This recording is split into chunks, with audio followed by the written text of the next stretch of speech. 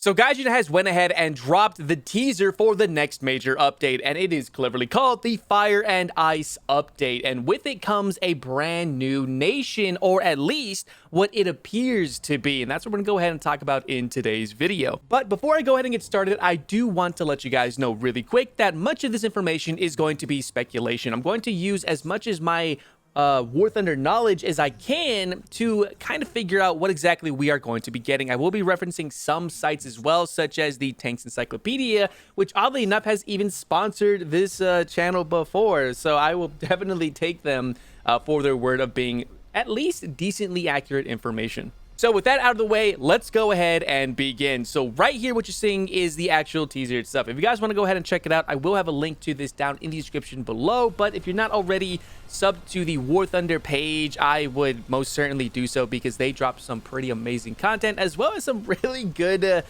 short memes, etc., which have been... they're actually very well made, so definitely check them out for sure. But anyways, let's go ahead and take a look at what we have right here. Now, first and foremost, I want to drop a quick little opinion, okay, or more or less a speculation. I don't really believe that this is going to be a full-blown tech tree. Now, we already have some minor nations, quote-unquote, that I like to call that, outside of course, USA, Germany, and Russia, as well as Britain. Those are the four biggest nations in War Thunder. Outside of that, we have, of course, Japan, Italy, Sweden, China, etc., which have some pretty modest tech trees for the most part, and this is going to be no different from that, at least from what I can see right here. Now, again, this isn't showing the entirety of the picture. So what I mean by that is that there's going to probably be way more vehicles introduced either during the next major update or at some point during the next several updates, as we are going to be getting two big ones before 2022 is out. So this is the best possible picture I could find for the vehicles we're going to be getting. Now, of course, as you see right here, we do have two very, not super unique vehicles, but vehicles that you won't really find outside of Germany as well as Sweden itself, as well as one vehicle that you will not find anywhere else except for maybe Sweden at some point, which I don't think they actually use it, but I could be entirely wrong. But having this one outside of Germany is going to prove to be a very unique experience, saying that you guys know, or at least should know, how some of my German friends out there don't like seeing their stuff outside of their main nation. It's kind of a Germany suffers thing. But anyways, and that is, of course, the Leopard 2A4 and the Leopard 2A6. Now, at least to my knowledge, Finland has never used any of the 2A5s. I can't find any information on that. However,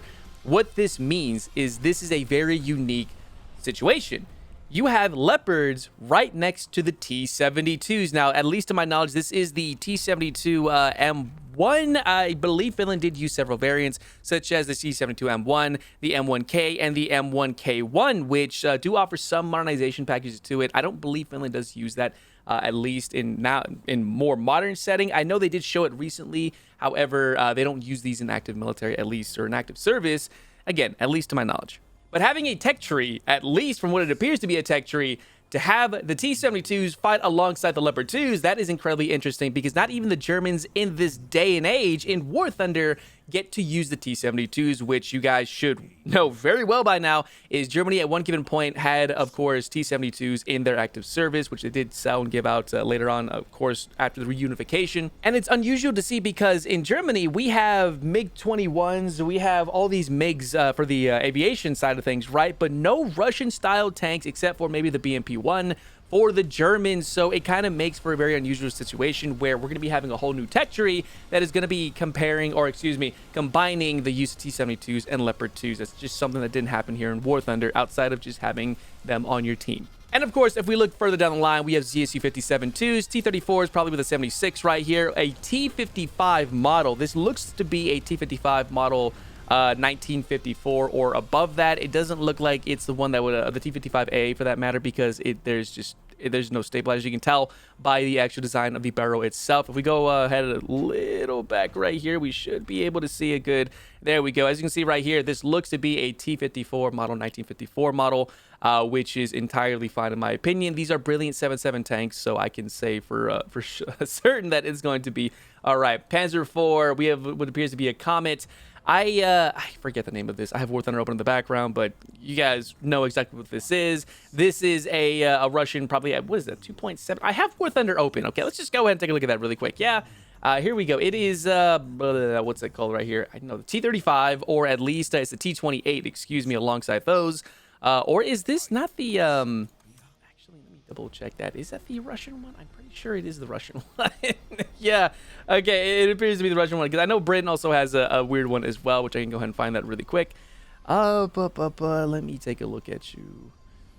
Where are you? Is it right here? Is it the Independent? It's definitely not the Independent. That's what I was thinking. Okay, cool. And of course, if we look further, we do have Panzer IVs. We do also have PT-76. Now, if you guys didn't know, this vehicle did recently get a bit buff, which means that this is going to be a very nice 5.3, 5.7 vehicle for sure, which I think it currently does sit at, let me take a look at it. I haven't played the PT-76 in a hot minute, guys. Yeah, 5.3 for sure. So you can definitely expect that. Now, going further down the video itself, of course, there's aviation, which I'm sorry to say, guys, I'm not going to be covering any of the aviation stuff if you didn't already notice that. So I do apologize. Now, this is the best image by far. This is a Leopard 2A6. It is going to be the only one outside the German tech tree, so I can well imagine this is also going to be firing DM53 and is essentially going to be a copy paste of the existing Leopard 2A6, at least in my opinion. Same goes for the Leopard 2A4s. Now, I would say the same for the Swedish. However, the 2A4s do get APFSD stock as opposed to having Heat FS for their respective BRs. Now, going back over to the actual lineup right here, which is a beautiful silhouette, by the way. I'm really digging this for the most part. That is honestly really it to when, or to what we are currently getting, at least in this teaser. Now, more information should be dropped very soon. And so with that, this is where my own opinions come in. Now, bear with me here. This is, again, going to be entirely my opinion. All right, please don't use it as a way to say, like, Justin said this, so it must be right. Okay, let's not have that, all right? Now, I don't really believe Finland is going to be coming in as probably a tech trade. There's a good possibility of doing that because if we take a look at, say, Britain right now, they have South Africa as part of their tech tree as a quote-unquote built-in sub-nation, although I like to see that as a different tab under the respective host nation. I believe this is probably going to be something that's going to be introduced as part of Sweden because Finland and Sweden share a very close relationship, especially with more modern stuff happening right now with the whole Russo-Ukraine situation happening. So I can well imagine that they could possibly be integrated into the Swedish tech tree, which means that Sweden's going to be getting a Leopard 2A6 and another 2A4. However, I don't believe that. I'm sure there's information out there that says, at least that you guys probably know in the forums. Excuse me. I just woke up here, okay, so bear with me here. The trailer is just a couple minutes old. So, again, bear with me here.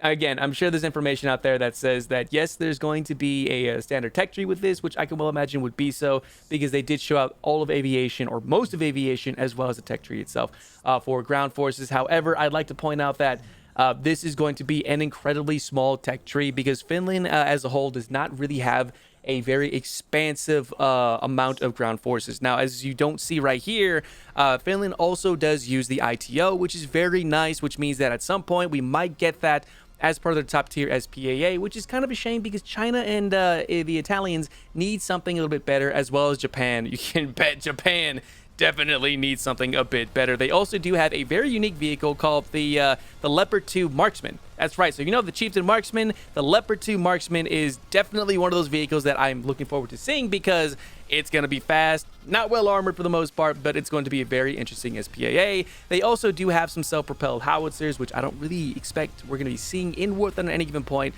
But what they do have is plenty of IFVs, MTLBs, and even BMPs and BMP2s. I believe just BMP2s. They also do have CV9030s, which is going to be similar to that of the CV9040B, the 9040C that we have in the game currently, etc., etc. However, that is really it to when it comes to Finland, at least for the initial, I guess, screening right here in the teaser. I do expect Gaijin to drop the dev server at some point, possibly even this coming weekend, which would be highly unusual, seeing that we only have, what, 2 or 3 dev blogs out currently, which is not enough to justify an entire dev server.